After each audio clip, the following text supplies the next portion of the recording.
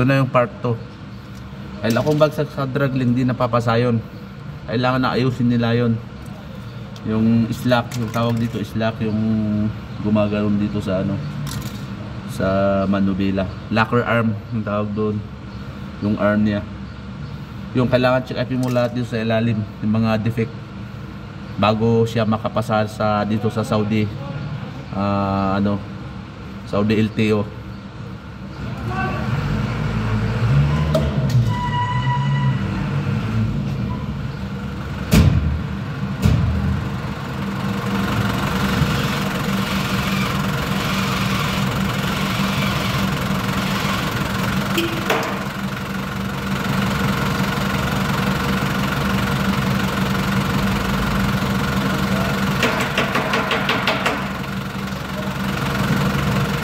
Okay naman siya, walang bagsak, kaya yun ko lang kung may bagsak sa taas.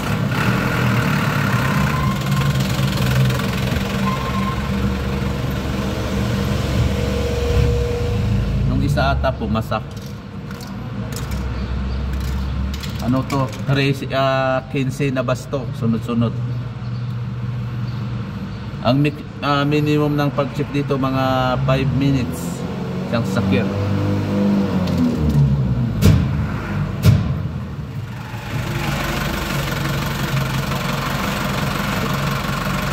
Stop! Joy!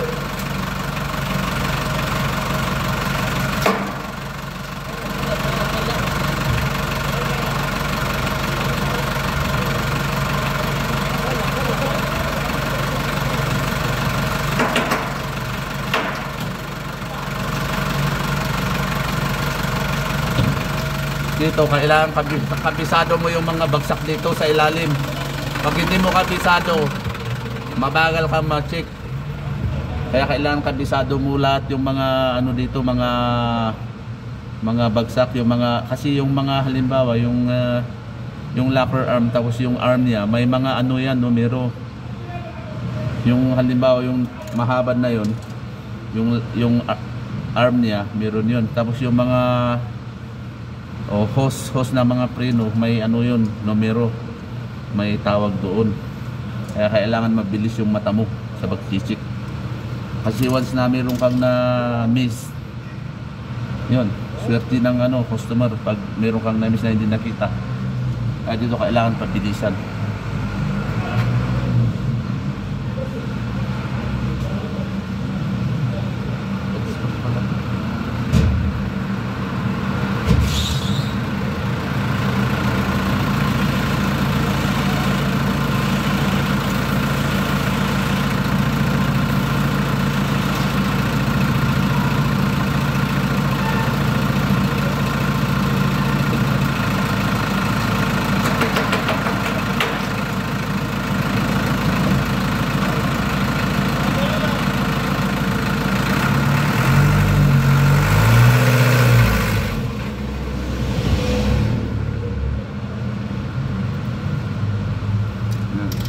Ang bagsak noon, steering idle arm. Ang tawag dito, ang tawag sa bagsak. Kasi yung nasa baba, yung mahaba na ganyan, one yung tawag wahed kung sa Arabic. Kung sa taas naman, yung paano, arba. Arba 4 ang tawag doon.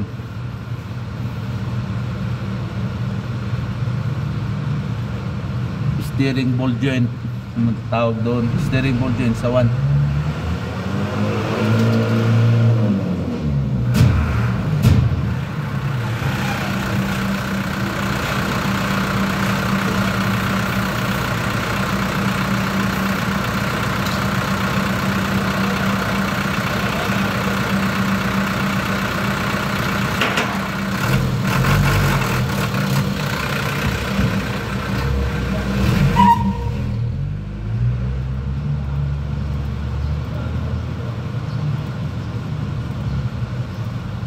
Kadalasan kasi yung bagsak ng mga bus na yan, ano, yung ano niya, steering idle arm niya. Kasi di ba si manubela laging ano, kaya yun ang sagit. Pero na-adjust naman yun, may adjust yun sa loob. Diba pag malakas yung kalugnan niya, ano na siya, kailangan adjustan mo. Iba't ibang klase yung sasakyan na dadaan dito, hindi lang basta bus. Mga iba't ibang uri, mga merong Porsche, meron siyang mga Hyundai, mga Toyota, Isuzu, Volvo, Mercedes, Mercedes-Benz, Rolls-Royce. Lahat na ng klase ng sasakyan dadaan. May motosiklo pa.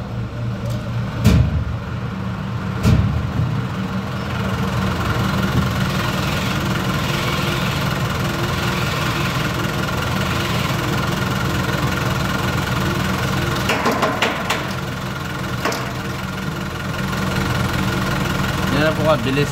Yan lang trabaho ko dito sa akin, sa bansang aking kinalalagyan ngayon.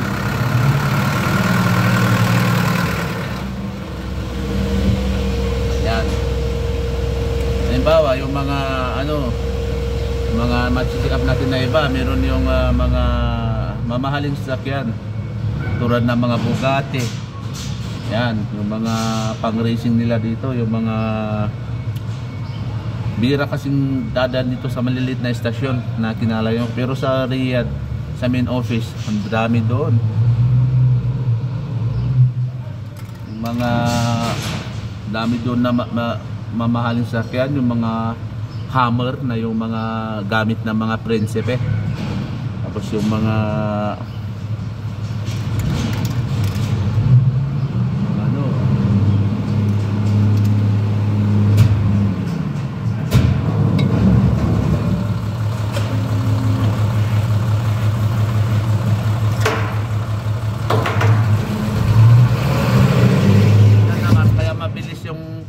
tingin ko dyan kasi dumaan na yan kanina.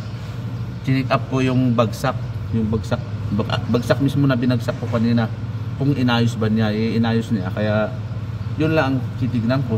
Hindi na ako titignan ng iba kasi pag may na-misplace ako na bagsak, hindi ko na pwedeng ibagsak.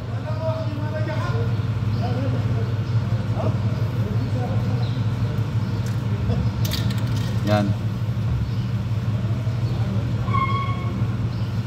Yan, tumatakbo yung driver kong Pakistani. Nakaupo sa taas si manager ko kasi wala yung inspector ko na Saudi na isa. Iwan, baka nagkakape pa sa bahay. Yung isang driver kong Saudi wala din.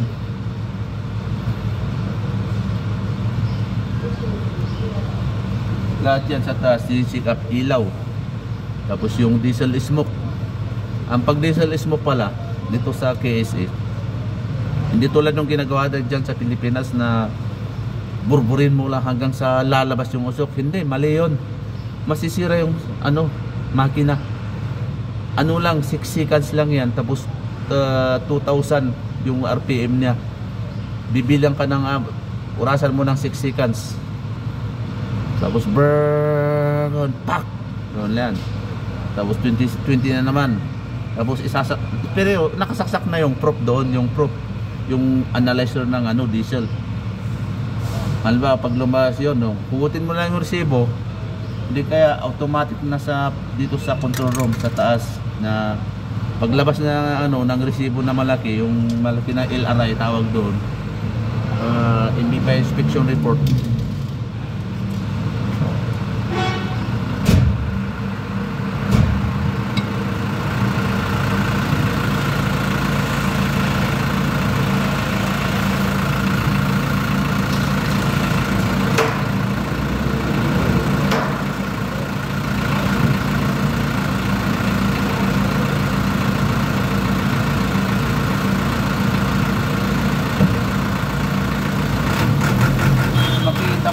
Doon sa malapit report na yun, inspection report na tawag doon.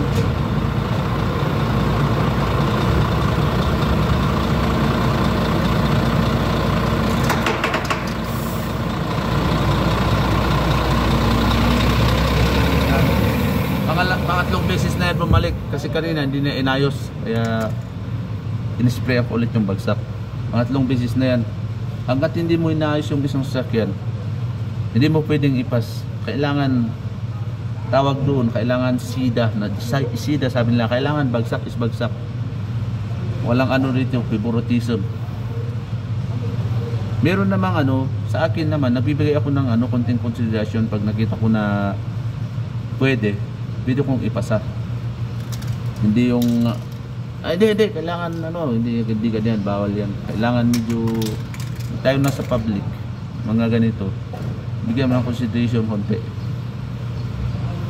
Yan lang po, nagtatapos ang ating vlogs. Maraming salamat po. Mabuhay po tayong lahat mga ka-OFW.